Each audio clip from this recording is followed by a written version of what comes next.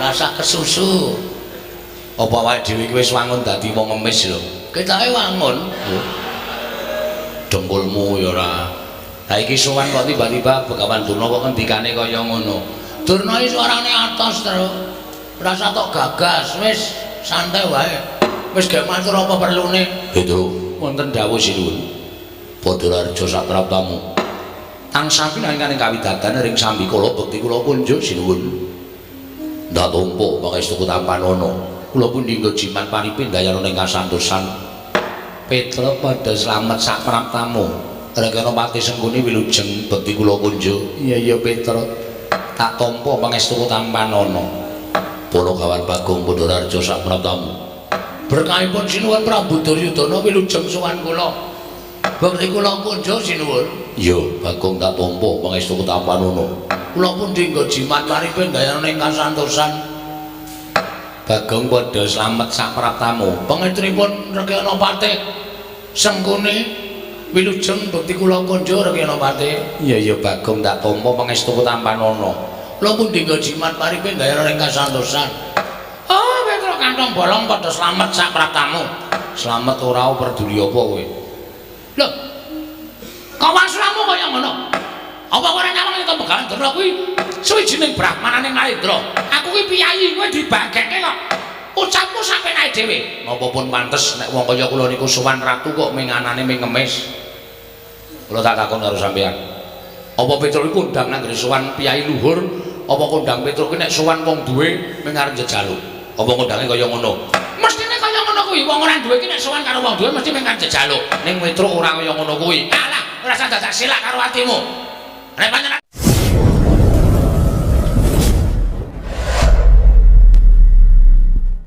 jaluk-jaluk kok. Mun sewu, Mbah. Sampeyan iku senengane ngendhak karo gunaning jalma, senengane sampeyan iku ngidak karo sak pepadane. Kula ora seneng nek carane kaya ngono kuwi. Mula nek sampeyan mbageke kula, nuwun sewu nek kula ora wangsulan mergo sowan kula Petruk niku apik-apik kok teng mriki mung suarane elek, dadi atine Petruk mangkel karo sampeyan. Lho, nek mangkel arep ngapa kowe? Kowe nek mangkel arep ngapa? Ya ana pendhita aplotroe kathoke tenan iki. Truk, sing sabar. Aku ora ngomong to. Biasane sing ora sabar iki aku ning aku saiki sabar. Oh, kok iso sabar? Mangan ayam goreng. Oh iya. Aku saiki wis iso sabar. Ditampa pangestripun Mandantuna wilujeng bekti kula kunjuk. Tak napa? Pangestu Tampanono. Nggih. Rada mangkel sajae. Bagong Padharjo. Pangestunipun Begawan Durna Sang Maha Pandhita wilujeng bekti kula kunjuk Penemban. Oh iya tak tampa. Pangestu Tampanono. Lah kaya ngene iki lho. Wong ora tau sugetan aten, ora tau neson. Selagine kowe iki luwih tuwa tinimbang Bagong kok kowe iki gampang murup atimu. Bagong iki malah saiki sabar. Bagong iki malah saiki atine ketok nek gedhe. Ditimbali kaya ngono ya wangsulane apik. Terus, ora nesu, ora. Wis tak sabarke kok, Gong. Pangestripun Mandantuna wilujeng bekti kula kunjuk Penemban. Ah iya tak tampa. Pangestu Tampanono ya Bagong. Nggih. Mergi nang nganti kula wani karo sampeyan. Sampeyan niku arepa pendhita balane kewan-kewan. Hus. Kok balane kewan-kewan? Nyatane sampeyan ngepek kewan, ora ngepek menungsa. Loh, iki ketoke alus ning saya atos iki. Oh, ketoke kepenak suarane ning saya ora kepenak. Bagong aja mlebu perkara kaya ngono. Sing apik ya Bagong, sing sabar, sing ikhlas. Nggih. Ono kan Petruk, wonten dawuh sinuwun. Sawise satata. Nggih. Ono wigati apa ngulungake matur marang panjenengan ingsun. Sepisan ngaturaken sembah pangabekti, ndungkap angka kalih. Sowan kula menika dipun utus pepunden kula inggih menika Ndara Abimanyu. Abimanyu anakku, nggih. Ya kene Abimanyu utusan nglawan sira para kan Petruk. Mugi dadosna ing kawuningan Ndara Abimanyu menika pendak dinten muwun. Krana kacariyos sampun wonten 3 jandra ingkang kelengganing dinten sak mangke menika pepunden kula Pandhawa 5 cacahe menika nilar negari Ngamarta mbotenipun mangertosi wonten pundi papan lenggahipun. Lah niki Andadosaken sungkawaning galih para putra klebet Ndara Abimanyu. Monggo boten dipun mangertosi wonten pundi lenggahipun para Pandhawa. Ora ana baban ingkang menga, anda ingkang sumendhe banon kang tinumpuk boten wonten. Malah sampun boten kirang-kirang Ndara Abimanyu menika nyuwun priksa yanging sabdawarga ngrawuhaken para brahmana winasih sewa sugata miyang para nimpuna supados nambah utawa madosi wonten pundi lenggahipun para Pandhawa. Nanging gagar wigar tenantuk karya.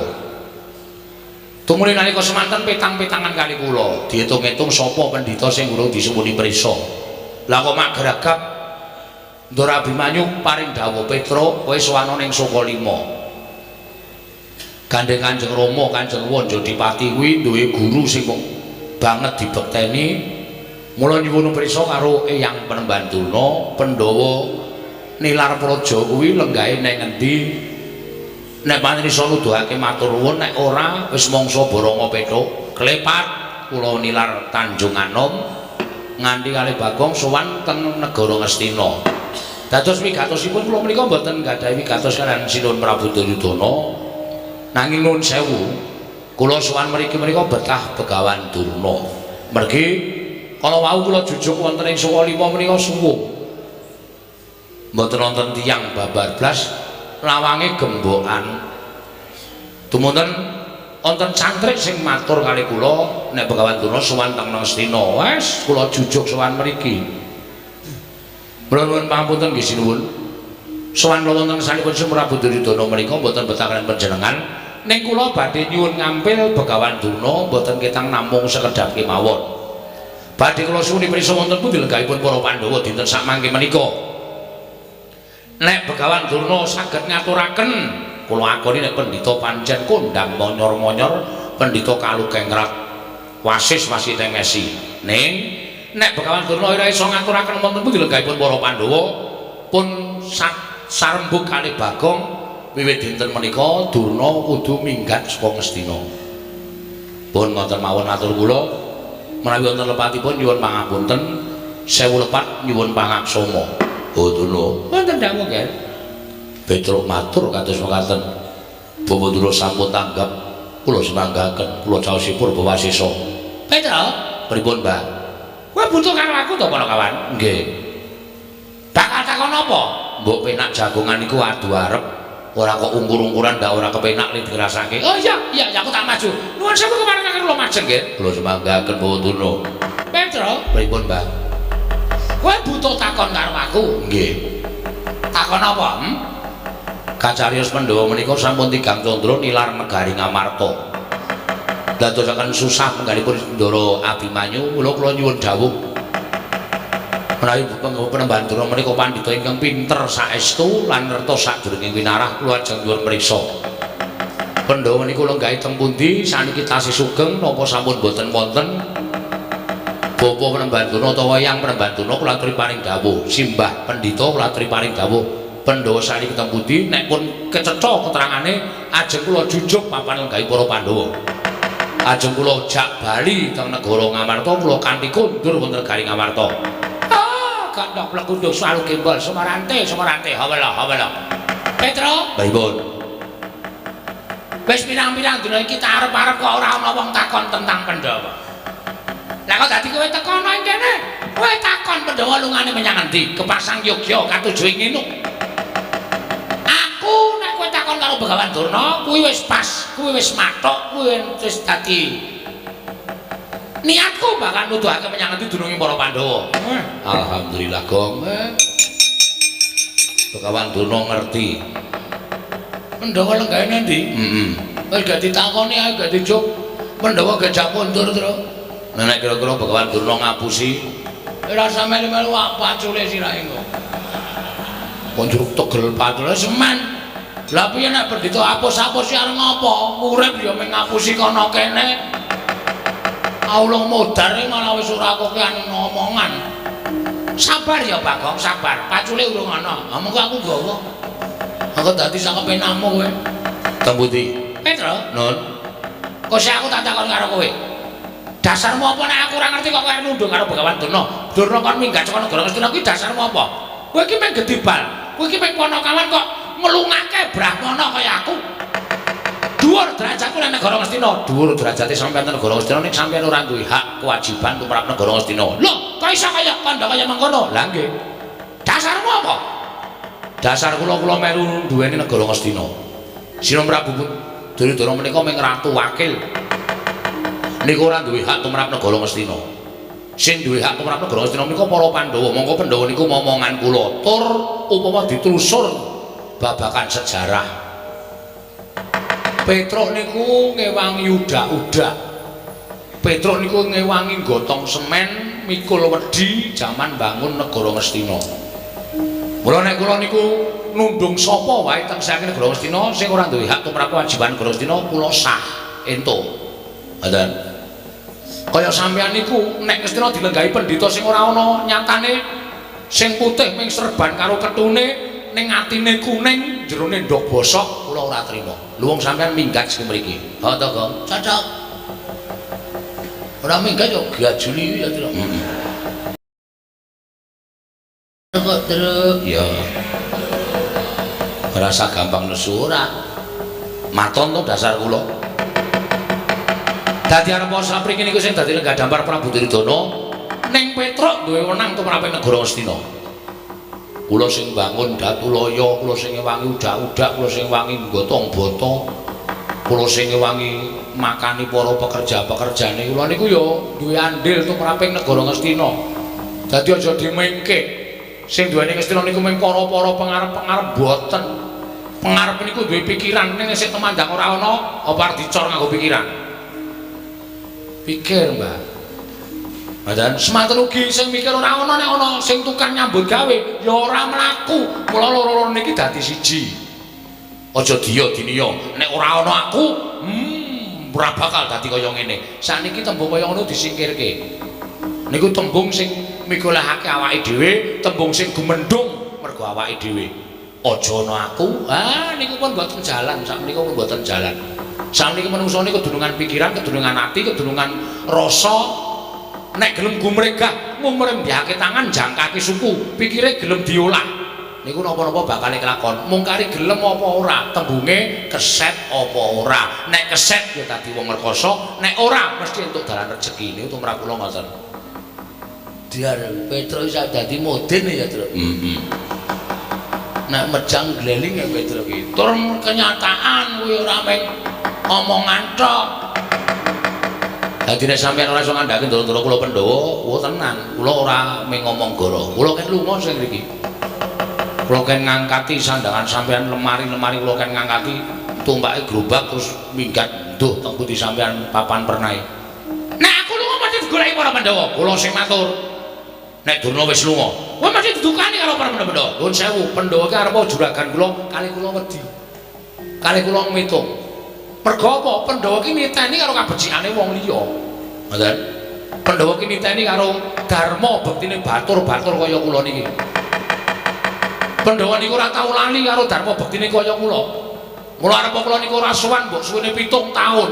Nek kula tiba-tiba sowan ten negara Ngamarta, dirangkul karo para Pandhawa. Petruk tanpa kowe aku ora iso kaya ngene. Petruk tanpa kowe Pandhawa ora kaya ngene kahanane. Niku lho apik-apike bebudene para Pandhawa. Mongko wong kaya ngoten niku angel, golek-golekane angel. Ngoten. Dadi kula suwun sampeyan niku nek umpama dadi piyayi ya ngelinga karo labuhane para kawula-kawula, ngelinga karo labuhane karo wong-wong cilik. Nggih. Aja sak kepenake dhewe. Ngoten. Tru. Nun. Barang kowe kandha kaya mengkono aku pengen jujur karo kowe. Jujur napa? Lah aku tang terus terang aku ora ngerti Pandhawa endi. Lah kok wau muni ngerti? Aku mau kepengin nutup-nutupi. Neng barang kowe ngandhake kaya ngono kok terus luwih becik aku jujur karo kowe ning nuwun sewu nek kowe ngelungake aku ora gelem. Lah nek ngoten kula peksa. Lah nek kowe maksa karo aku tegese kowe kejak sulaya karo Bagawan Durna. Kula sulaya karo sapa-sapa ora diwaten kula menika bener. Ngoten.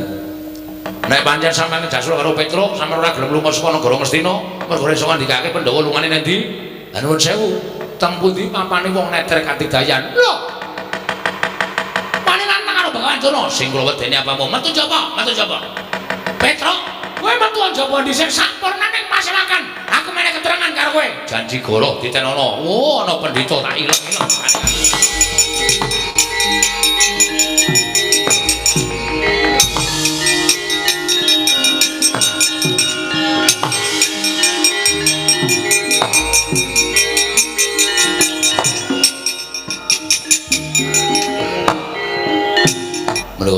kula sebat kriwikan dadi kerojokan keguyon dadi tangisan.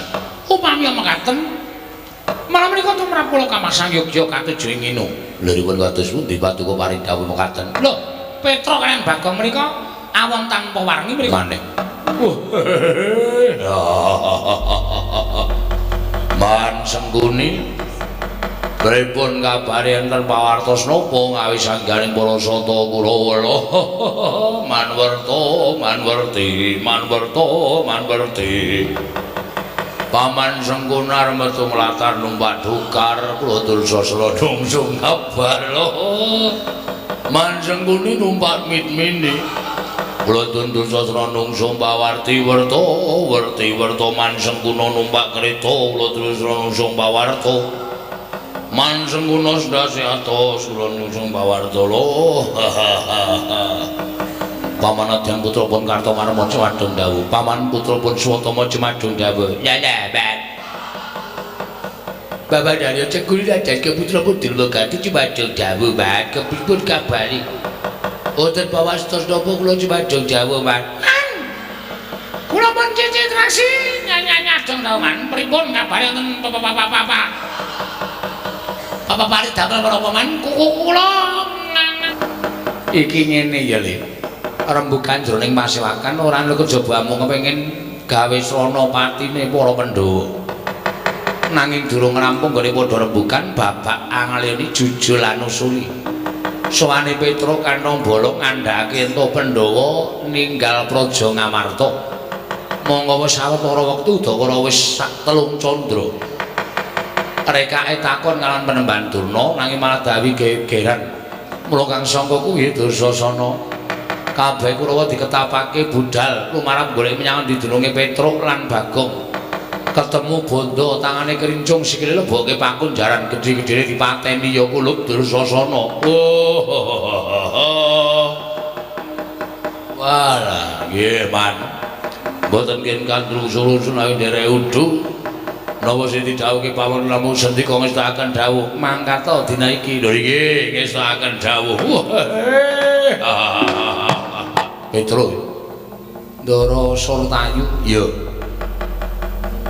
enten apa Gus sing kula entosi Dede Kurawa sing kula enteni sanes para santa Kurawa ning Begawan Durna sing kula suwune prisa teng pundi lenggahing pundhing kula Pandhawa ingkang sampun sawetawis wekdal nilar Praja Ngamarta. Petra nun Blokasuta wae Begawan Durna bapa Penemban Durna ora prisa menyang lenggahing para Pandhawa. Mulih kowe takon karo Bapak Penemban Durna, aku sing bakal men mangsulan karo kowe. Lajeng nyanipun sinuwun utawa Penemban Durna pun tetela wis cetha nek ora ngerti, ya pancen ora prisa. Lah nek ngoten gampang mawon nek pancen ora ngerti ya Penemban Durna lunga saka negara Ngastina. Lah terus sampeyan rawuh mriki pigatosipun? Aku didhawuhi dening Paman Sengkuni kene nyekel karo kowe. Nyekel napane? Lho, awakmu kersane tak bondo tak krincung sikil karo boke pakunjaran. Gedhe-gedhe kok tak pateni Petruk.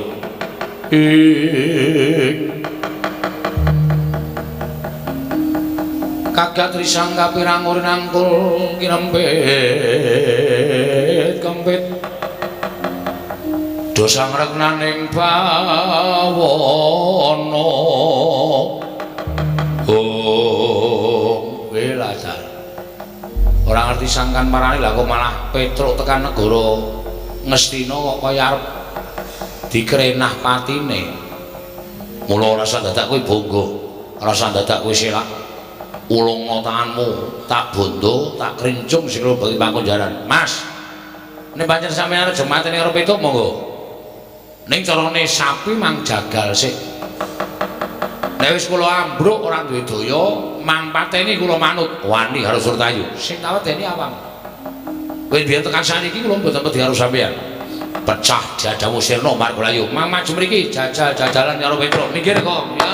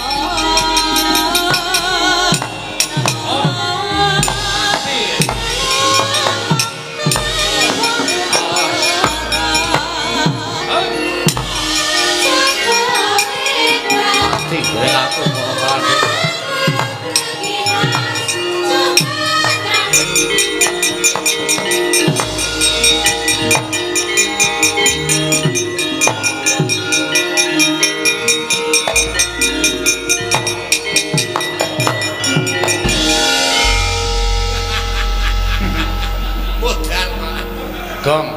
Ngomong. Ngantel jasmu ya. Ora kok. Kuwi ngopo ya, Gong, kok matane abang. Mendem ya. Oh, ayo mulane. Aku nek ora ngene iki ra wani ya, Truk. Ngombe apa ya? Spiritus. Ana saiki ora ono golek minuman ora ono. Spiritus tak kaki Coca-Cola ombe. Dilarani. Waduh. Payah kok. Kok kan, Truk? Iso kan ngono. Wong arep perang kok dadak gedheke ati ngono kuwi ora entuk kon gedheke ati. Oh, kapokmu kapan kowe? Ayo. Haji kono. Ngopo kok malah muring-muring dhewe? Asma lasirun mlaku-mlaku. Lasirun iki sapa? Tukang eson. Ora tunggu son mlaku-mlaku ndasa asikanan. Kowe sapa-sapa kok? Asma. Senang. Ayo kesel yo. Dadak bali barang arep karo kartu marwe dadak merno-merno. Ora sampeyan lak trajangi dhewe le. Oke. Jadi ya, Tru. Ana kira-kira ala ngomong aku sae. Oh iya. Ana ngene ya. Ora ati harus sapa. Ah iya. Ora pandang brutu. Apa? Pandang brutu. Pandang bulu. Aduh, mumetan aku. Ya wis rasa maju, tak maju. Soalnya aku nek konangan mata keplayu kok. Wong lurape kok dienggo. Ulung sawangan aku. Ora dari nambah to. Ngono ae dari nambah. Ya wis ngono ae ndambi kowe ning kene rasa perang. Nandang. Jika aku ditinggal dhewe. Awak turu ning pangkone sindan-sindan. Terus apenake dhewe ra arep ngusah-ngusahne kono. Ben pengen. Ya. Lah trajange dhewe le. Heeh. Hati-hati ya, Truk. Ya.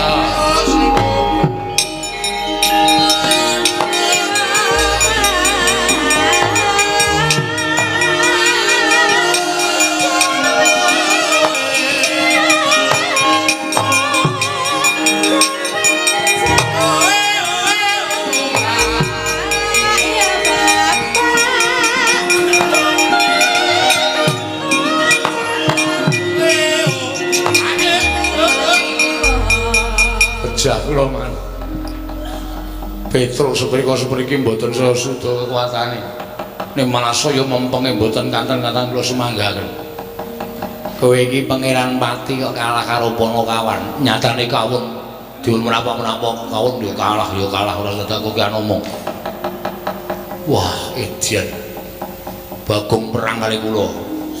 Bagonge mungsuh Kartomarma nggih. Tandangi ngawur. Wah, wis sajake wong pinter pencak ngene. Wah, wis rusuk kula mboten wantu musuh Bagong kula semanggaken. Jengklit barang sapenake dhewe. Lha sapa sing urung maju iki sing arep maju? Swatama wonten dawuh. Maju le, ngestaken dawuh Petruk. Mboten manut lan kula ajar. Wis sakarepmu pateni ya kena piye.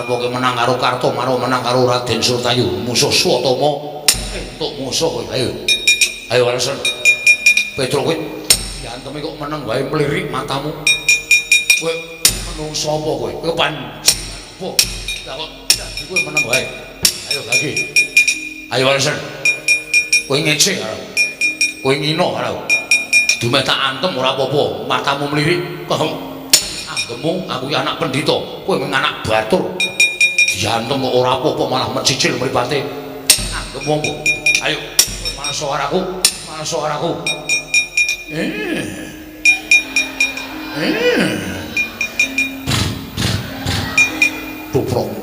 tuprok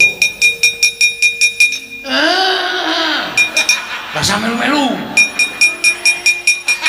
aku gumae terus rasa melu-melu togong kemarin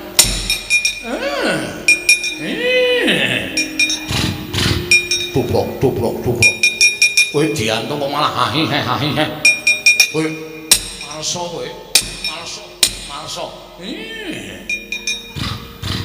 tuprok kowe anggap apa ora sembrono kaya ngono aku ki anak pendhita lha kok dadi koyo diantung kok hahi tuprok das matos ya no malah ya eso we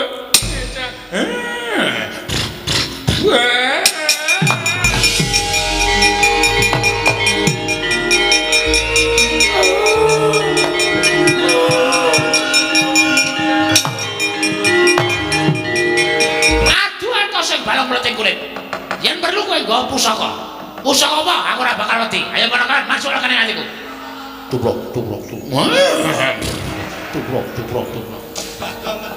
tubrok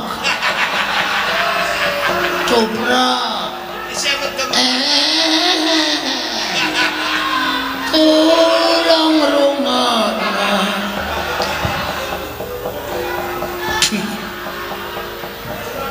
wong mumet sirahe kok yo dadak melu ngece pancen penyakit kabeh Petro ya penyakit Bagong ya penyakit gugu karepe dhewe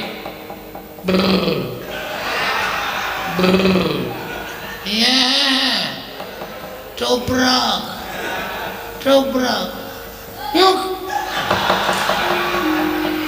halo ditiroke nek jarane jengking dasmu iki penyakit ora senengane kok ngece karo ayo Petro kowe ngejawab apa kuat nadai Kiai Cunda maneh ngakon meguru karo kowe 20 tahun kemarin tubrok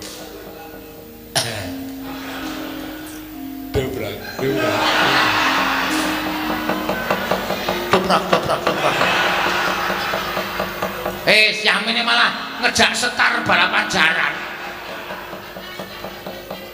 aku ki grumon karo Petro ki biyen sik ngabari sapa ya kok iso ngerti ponokawan mongko ora ngerti jaman nom-nomane Kakang Brembandurna iya pancen perak ngece karo aku sengkuni perak kok sik to sampeyan niku jejeran aja nyandak sak dhuwuring tenggak perot yo men wong sampeyan yo eleke kok dadak pendhita kok irunge kok manuk betet ya men ini ora perot cangkeme ini ora betet irunge ini ora perot cangkeme betet perat betet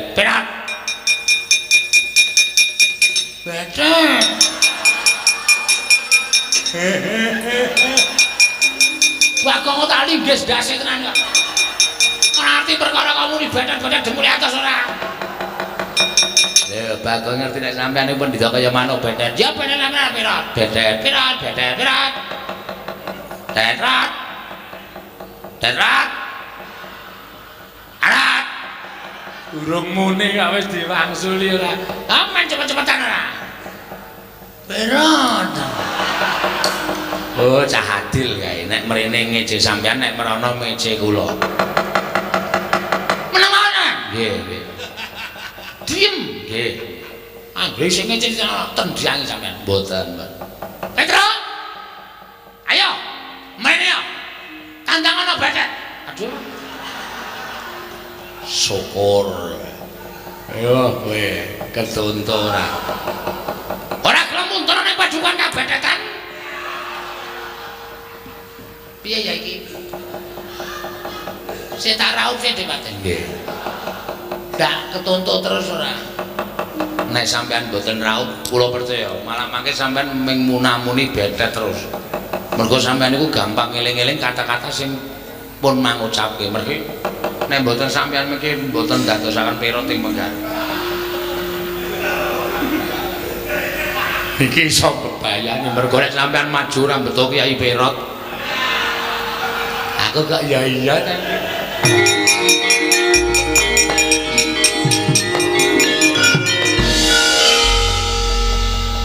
Petro. Nggih. Oh diarang. Rono ketemu Durna, rene ketemu Sinuwun Mandura. Petro kan tombol. Gawe geger negara Mestra, menungsa apa kan? Glendeng ning kono.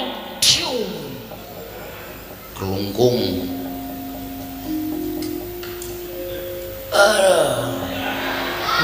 Mas Rono ora mari-mari adus kono. Tak gebyuri ndas Petro. Sapa itu? Dursasana. Udu. Sinuwun Mandura ngono. Hah? Sinuwun Mandura. Wah, mati. Gong. Sinuwun Mandura iki Sinuwun Mandura. Hah? Sinuwun Mandura. Asem iki krungu Kartomarma. Wow, selip kupinge ora. Sinuwun Mandura to? Mati awake dhewe. Hah? Mati. Kok iso? Durna saka kono, Sinuwun Mandura saka kene. Kono Cundamanik kene Nenggala. Waduh. Iya, Tru. Ayo sembuh. Pasrah wae.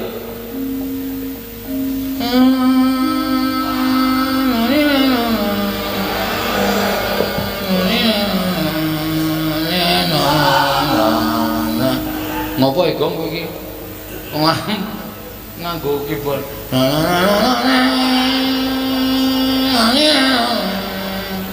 Kuwi lagu apa kuwi? Ratapan anakti. Sedih ta, Tru? Iki nggo ngiringi awake dhewe modar. Oh.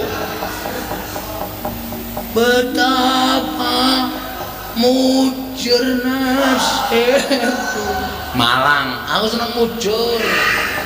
Malang ya ora kena. Ampe nek mujur. Lambemu lah Petro, nun. Saka ndi kowe? Saka Ngastina. Lho, ngopo Ngastina? Diutus karo Abimanyu. Abimanyu aku ngutus karo kowe. Nggih. Wis seru ya omongane, Tru. Cetha nesu iki. Heeh.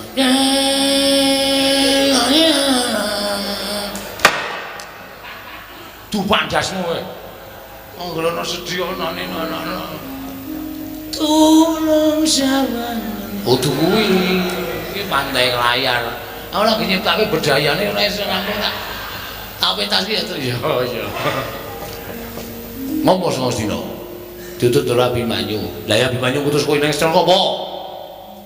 Panjenengan boten prisa to? Ora. Ndara Pandhawa niku pun tigang candra kisah saking negari Ngamarta. Lho.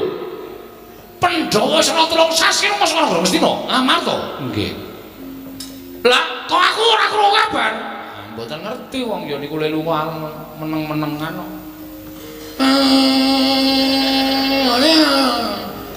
Iki wis ora tintrim ya, Gong. Atimu. Aku lopo. Lan atiku dadi siji, aku mentahimu. Mencintaimu cine aja dirangi. Blok ora. Lah terus nyuwun pirsa kali Begawan Durna. Lah ya terus diutus Abimanyu kaya nyuwun Begawan Durna Pandhawa teng pundi? Ning Begawan Durna mboten saged paring wangsulan. Malah kula dikeroyok Kurawa. Lho.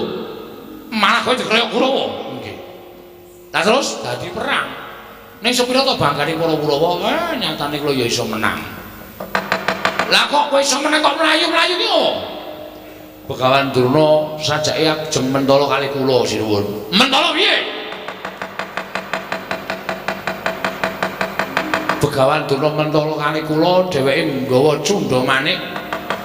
Kula ajeng dipateni kalih Begawan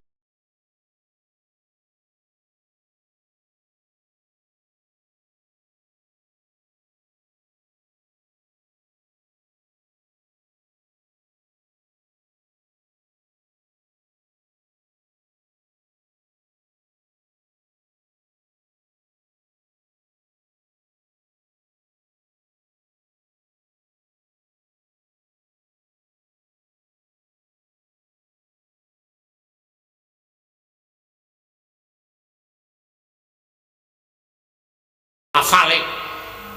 Ora wecer kalimate kemarin. Nggih. Terus pripun? Minggir Petro. Cundha manik mungsuhe negara. Lah rame iki.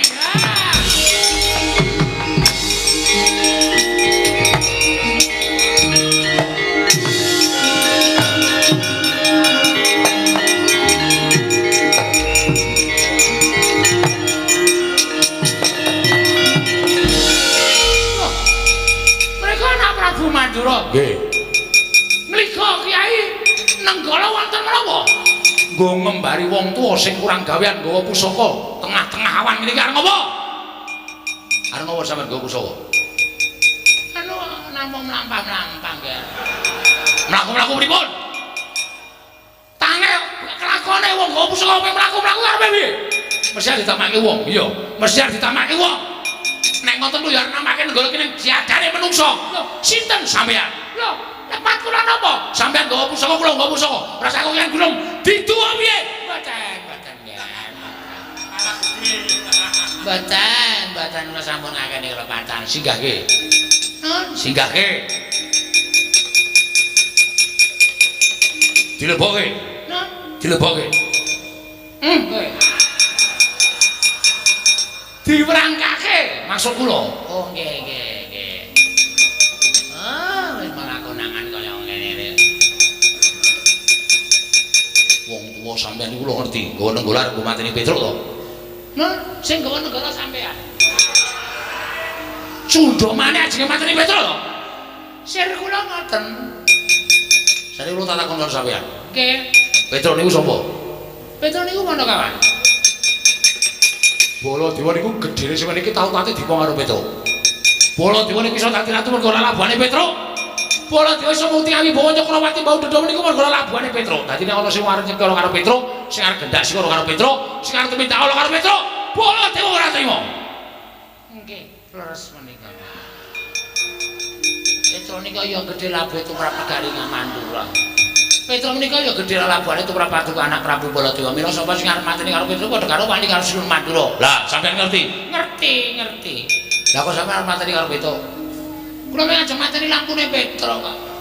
Mboten Petruk ngajeng mateni lampu ngarepan omahe Petruk. Lah kok tak go cundha maneh. Nggih namung kagem giri godha dhateng Petruk kemawon. Anu mbiyen coba-coba ya. Ngopo iki? Arep tiru-tiru sampean. Nek kata-katane ora aja. Cilikno niki matur sembah nuwun. Yo lek mulih ya. Kula tak matur Ndara Abimanyu. Yo sing ati-ati aja kaya bocah cilik kono karo Petruk. Sing sayo sing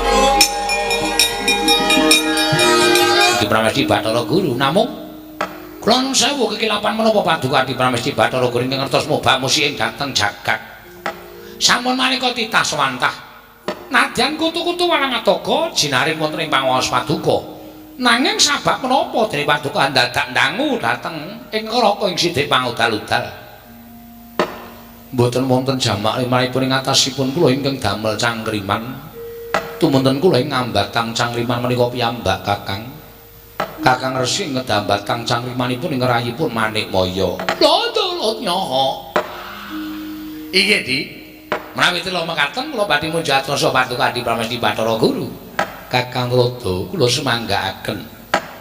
ingin dadosaken gara-garaning kayangan kula mboten sami kejawi namung kasutapanipun titah paduka inggih menika wayah paduka para Pandhawa ingkang sami mapan wonten ing lengkahing Gunung Himawat papan pernahipun sami lampahi tapa wonten ing satengahing wana Pringgalaya satengahing wana Pringgalaya inggih Di menapa ingkang dipun sedya dening para Pandhawa dening lampahi tapa wonten telenging wana Pringgalaya Kakang lha babagan perkawis menika tentu kemawon paduka Bathara Guru mboten badhe kekilapan ingkang mekaten Di lajeng wareng paduka Adi Pramesti Bathara Guru kados pundi mbok menawi jumbo kalian kanugrahaning kembali katampi duwen kanugrahaning kembali mandhap wonten ing Janaloka Kakang Rada wondene kanugrahan menika kala wau tasih sinengker dening panguwasaning dewa nanging para Pandhawa tuhu satra ingkang tanggap ing sasmita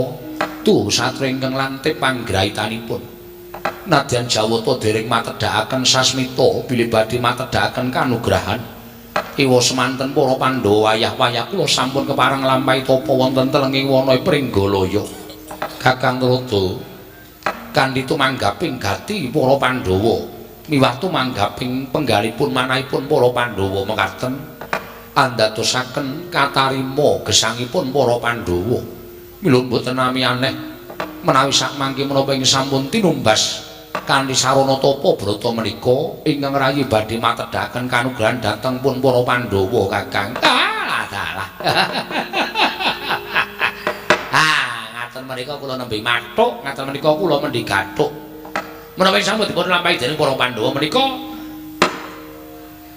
maratandani bilih para Pandhawa menika titah pitataning jalma unusaning para menungsa Kakang Rada kasinggihan sabab jumbo kan pangandika paduka dereng kemawon Jawata menika matedhaken kanugrahan ewa semanten Pandhawa sampun lampah tapa wonten ing telenging wana Pringgalaya Di ingkang mekaten tumunten kula namung kantun ndederek kersa paduka Adi Pramesti Bathara Guru semangga anggenipun murba masesuk dhateng wayah paduka pun para Pandhawa anggenipun lampah wonten ing telenging wana Pringgalaya menika Adi Pramesti Kakang Rada kula badhe anyobi dhateng semedinipun wayah kula pun para Pandhawa kula badhe anodi dhateng mantenging cipta para Pandhawa sarana kula badhe anggiri godha dhateng kasutapanipun para Pandhawa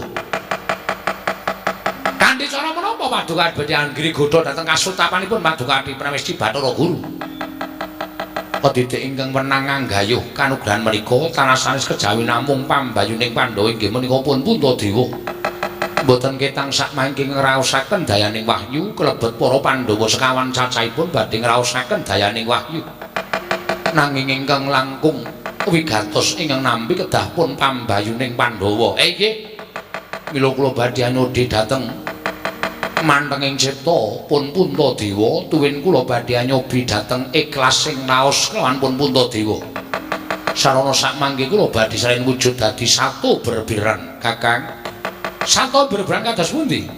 Kula badhe manjalma kanthi wujuding inggih menika wujuding Garuda utawi Raja Wali. Wondene Kakang Rada kula suwun wujud inggih menika peksi Dara. Sakmangke merpeki ungganing para Pandhawa kanthi lampah rewa-rewa jengandika Kakang Rada badhe kula tedha lan kados pundi sakmangke para Pandhawa ingkang milujengaken dhateng gesangipun peksi Dara menika kala wau nanging kedah kanthi adil lan wicaksana. Dalah nggih cocok mathuk. Nek ngoten tumuli salin wujud iki monggo Kakang kula dherekaken. Monggo iki kula dherekaken.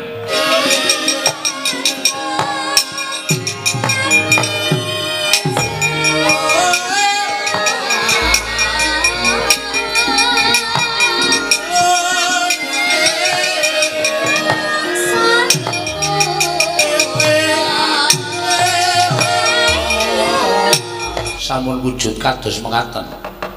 Mila monggo Kakang kula aturi miber wonten sak ngajenging ingkang rayipun Jatimurti. Mangke menawi sampun caket wonten telenging wana Pringgalaya, kula aturi Kakang Rada tawang-tawang tangis nyuwun pambyangripun Prabu Puntadewa. Nggih ngesraken dawuh. Indra kula wonten timbalan kulun. Reksanan Suralaya sawetara ulun ninggal kayiwangan netepi kelawan darmaning kadiwatan ulun nggih ngestaken dawuh monggo Kakang monggo Di kula dherekaken panjenengan ingkang rumiyin Kakang kula ingkang dherekaken Kakang Trada Siwa Semar kula ndara katon Petro kelawan Bagong Uswan sumenewa sawetara aku tak ndangu kelawan suwaning Petro apa dene Bagong menika langkung prayogi Gus sumangga kula aturi enggal maring pangandikan kelawan ingkang abdipun Petro kaliyan Bagong iya Siwa Semar pono kawan Petro kula wonten dawuh Den mura coba matura kepiye nggonira ing ndak utus kaya sowan marang negara Ngastina nyuwun priksa kelawan bapa Mremban ya Hyang Mremban Durna menggah menyangen bilenggahing para Pandhawa nggone ninggal Praja Ngamarta Panakawan. Sewu karapatanipun ing abdi Tadawadana nalika semanten sampun sowan wonten Gani Ngastina. Menapa dipun ngendikaken Ndara Abimanyu sampun laturaken kaliyan pun Begawan Durna. Nanging nuwun sewu. Kula nampi dawuhipun Sri Prabu Baladewa Petro rumangsaku sing kurang gawean kuwi Abimanyu. Nuwun sewu lho menika kula nirakaken panjenenganipun Ndara Mandura. Iya Panakawan. Aku wae sing srawung sambendina karo Begawan Durna ki kapitayanku mung sithik. Lah kok dadi Abimanyu kok dadak utusan karo kowe supaya nyuwun priksa karo Begawan Durna. Lah mbok nek nganti Durna ngerti tugelen gurune Baladewa. Malah janjane ndaramu Abimanyu kae iki jane ngadhep wong pinter ning sing ora ketok pinter, wong wasis sing api-api bodho. Sapa Panakawan? Mboten sanes gawe namung bapak. Bapak menika sing Sanghyang Bathara Ismaya, bapak menika Dewa Ngejawantah ngendhipun Sinuwun Mandura. Bapak tertentu pono wonten pundi lenggahipun para punden Pandhawa. Malah Ndara Baladewa paring dawuh, kowe matur karo ndaramu Abimanyu, Truk. Kon masrahke perkara iki marang Semar. Nek Semar ora saguh, nek Semar ora iso ngaturake menyang dilenggahi para Pandhawa, kowe ning Mandura omong aku, bapakmu tak ajari. Ngoten niku Gus Ndara Abimanyu. Nuwun sewu, Den. Lah kok ngoten ngendikane ingkang wau ing Mandura. Siwa Semar ora usah dadak selak marang kewajiban. Oh, ngerti lamun Siwanaya Ntaka mlebu pamonging para Pandhawa. Ndak kira Siwanaya Ntaka wis apal marang lagak lagu lan lagiane kepunden Pandhawa. Mula paringa dawuh menyang dilenggahing para Pandhawa Siwa Abimanyu ingkang basal sumusul marang para Pandhawa. Nuwun sewu nggih Den, kula mboten ngertos sewa semanten. Sampun kinten kula badhe wisuh lumuh ngentasi perkawis. Den, awi mangtutke laku jantraning Semar kula kanthi mlebet wonten telenging Wanawasa ngupaya ingkang Rama inggih menika punden para Pandhawa. Mengkono Siwanaya Ntaka nggih ya yen pancen kaya mengkono ayu anakmu aja ning keritut luntak laku ning Abimanyu. Monggo Gus kula dherekaken Den. Wah barep kakangku aja mbok kira aku aning ganggu nggonmu nglakoni tapa brata. Namung kadreng nggonku kepengin ngerti wiwit budal saka negara Ngamarta barep kakangku ora taren apa-apa, ora paring pangandika apa-apa marang adimu. Malah saiki mapan ora ing tengahing alas wis pirang-pirang candra suwene. Barep kakangku ora jugar nggone nglakoni tapa. Sediamu apa lan karepmu piye? Yen pancen mengko apa kang dadi karepaning barep gambuh karo apa sing tak pikirake. Mestine aku ora bakal selak, bakal nyengkuyung karo wateking barep kakangku ngene nglakoni tapa ning telenging alas. Koko Rabu kepareng Mbah Baruna dhateng ing raipun Arjuna. Samangke menawi sampun pono menapa ing sampun paduka lampahi tartemtu ingkang raya nyengkuyung dhateng kersa paduka Kanjeng Koko Prabu. Nun sewu Koko Prabu kepareng kula semadhong dawuh ingkang rayi. Koko Prabu. Menapa to ingkang ginayu dening paduka Kanjeng Koko Prabu teka paduka ngawon nglampahi tapa wonten telenging wana Pringgalaya mriki? Barep kakangku. Ndak suwun juga lo sawetara nggon nglakoni tapa. Paringa pangedhawuh karo adi-adimu. Aja kaya ngono. Aja kesuwen ninggal marang kewajiban Kanalindran. Mundhak tetel kapercayane kawula marang barep kakangku. Ayo. Yen pancen barep kakangku kersa paring dawuh aku ngaturake panuwun.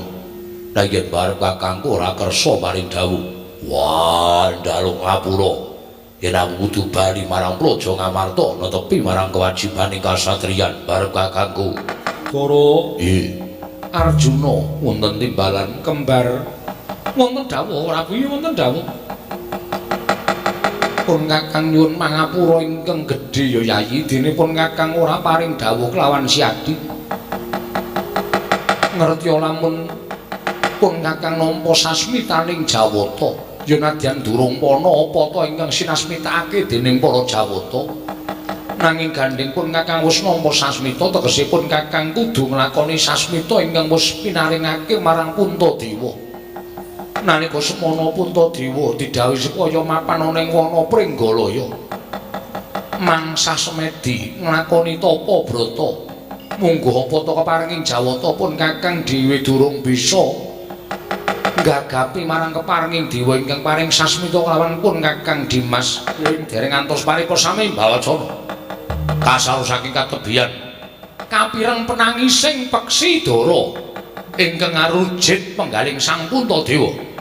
Nalika semanten tuku mulat lenggahing Sang Puntadewa siga niyup saking dirgantara punang peksi Dara wau. Werkudara, Iya. teka aneh timen ana wujuding manuk Dara ingkang niyup sangka dirgantara prapting ana ing ngarsaning pun Kakang. Gusti Maha Gedhe, Gusti Maha Agung lan Maha Priksa. Bareng kakangku mara gage ingkang lumrahe manuk Dara saben cecaketan kalian menungso mesti mabur adoh. Nanging teka iki nyedak kalau lenggahe barep kakangku. Mula takonana apa wigatine. Manuk Dara, yen pancen sira bisa tata jalma sak tataning jalma wantah. Sira kuwi sapa lan wigatine apa dene prapta ning ngarsaning ingsun? Waduh.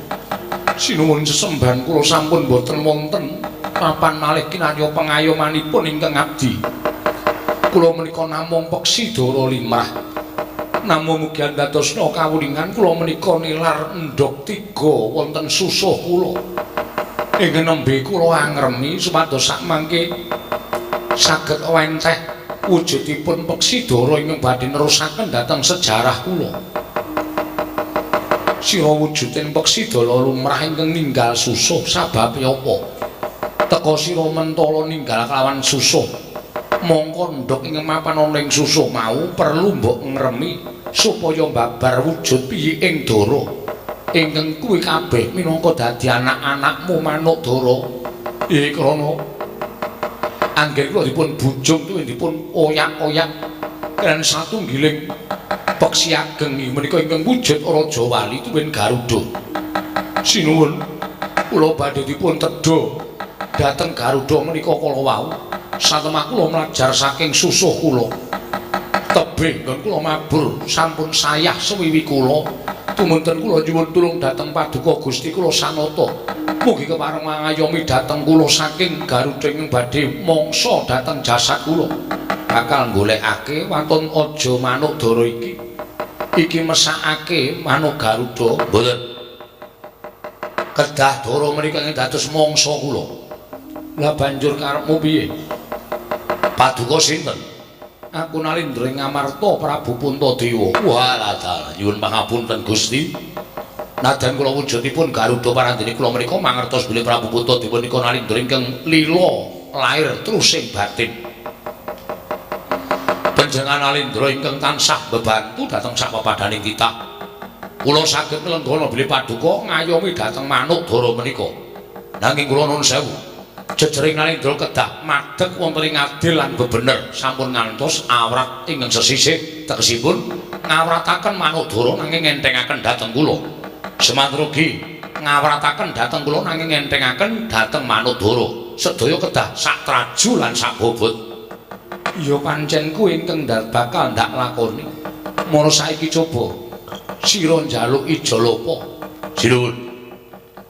Menawi adilipun panjenengan sampun paring panggesangan dhateng Manukdara, mila kula nyuwun dagingipun Dara ingkang badhe kula mangsa menika kedah dipun lintoni dhateng dagingipun Narendra ing Ngamarta.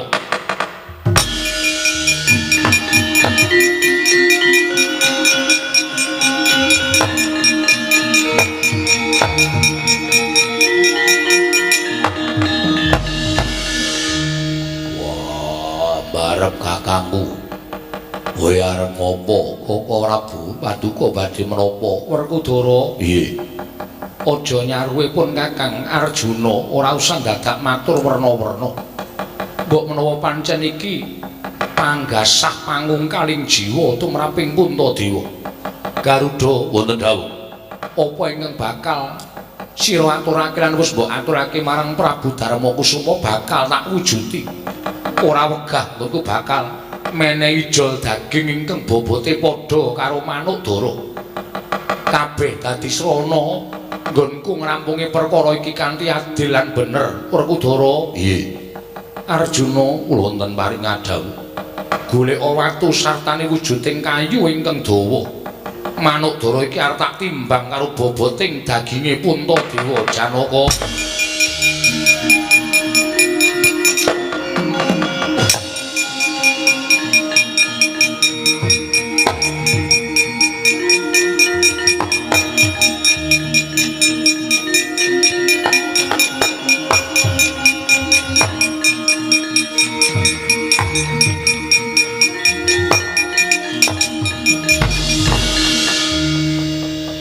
Manukdara wis mapan ana ing pucuking kayu ingkang wis tinumpangake ana ing watu ingkang gedhe. Garuda wonten dawuh.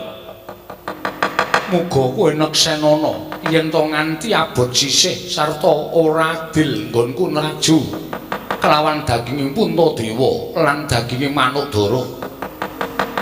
Sumpahana uripe Puntadewa ora bakal mulya selawase urip. Lega lahir batos kula sinuwun. Nanging menapa Paduka menika lahir batos sanganipun badhe maringaken daging Paduka kinarya lintu menawi ngantos kula mboten nedha dinten menika kula badhe wejah. Nadyan tekaning mati bakal ndak wujuti. Arjuna kula wonten paring adhawuh pun Kakang nyuwun ngambil curigamu. Kok Prabu badhe menapa? Wis to Yayi aja dadak siadi ngregon-ngregoni Puntadewa. Kene Yayi mula gage paringna gunjang kancing langit kalap-lapaton lerkin sanging risang mawe gandrung ing Manuk Garuda wonten dawuh.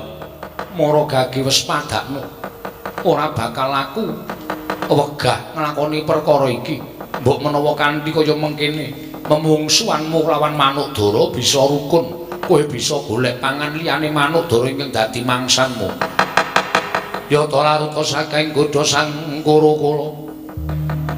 Yen namutusa Sang Sri nyandak ukiraning curiga. Nengke Sang Puntadewa nalika semanten ing pangajap supados tumindak adil lawan Manuk Garuda buah Manukdara. Ingkang sakmangke Garuda diamangsa dhateng wujuding Manukdara. Tinumpangake wonten ing sela wujuding kajeng ingkang saged kinarya nimbang awrating Manukdara kelawan daginging Sang Prabu Puntadewa. Sigra tinancepake wonten lengen den geret mangandhap temah muncrat ludira mancur kaget Sang Werkudara wau. Oh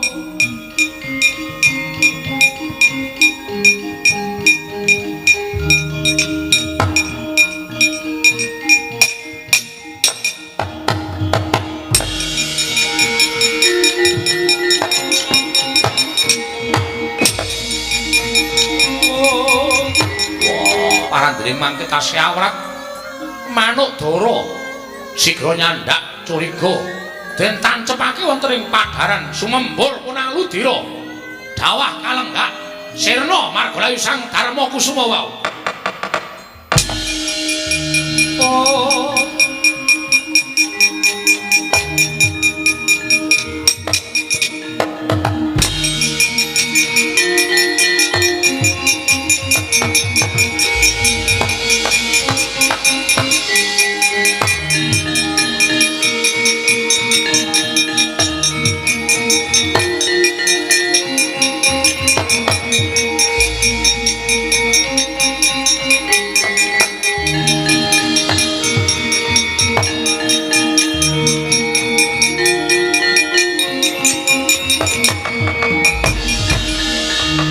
surem Dewangkara kingken lir manguswa kang layon denya ilang kang memanise wadahananira layu umeko jamratnya maratani ing Werkudara guru akehku aja kuwatir kang dadi atinira Arjuna kula wonten maring adhawuh ngerti yo lamun ingkang dadi Garuda mau yekti panjenengan ulun wondene ingkang dadi Manodara mau Kakang Pukulun Bathara Narada ingkang sarembug nedya nyoba marang lair batine kadangmu Pambayun ya kuwi si Puntadewa.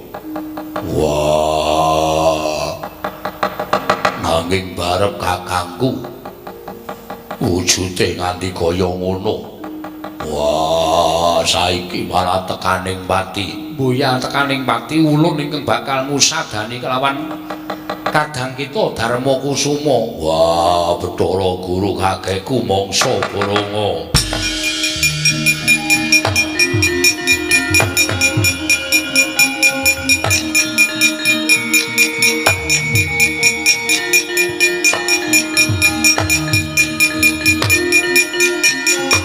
Nanging Nalindra Ngamarta ingkang lila lair lan batine lila lawan pati mungkin arya mbebantu marang sak pepadaning urip mula ora jenengane lamun sira tinengeran kang ludira seta Pukulun sedaya namung nindakaken jejering kewajiban ingkang wayah minangka dados titahing Bathara. Ah, dalar kok dadi kaya ngono.